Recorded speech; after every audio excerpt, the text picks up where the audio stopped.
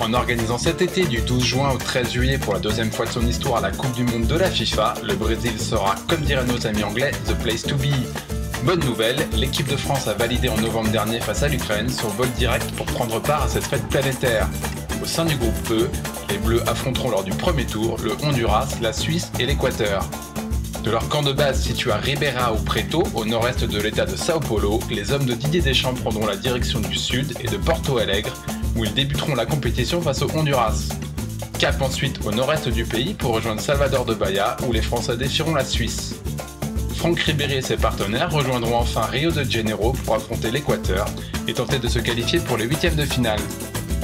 Direction maintenant l'Arena Fonte Nova de Salvador pour une visite guidée.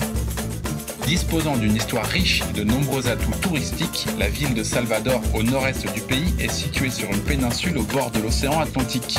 Elle est aussi bien sûr férue de football avec ses deux clubs professionnels phares, le Bahia et le Vitória.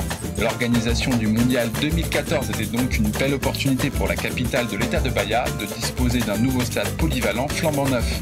L'Arena Fonte Nova a ainsi été construite sur le site de l'ancien stade du même nom, démoli en 2010. Elle a conservé son identité avec une ouverture sur l'extérieur côté sud donnant sur le lac avoisinant.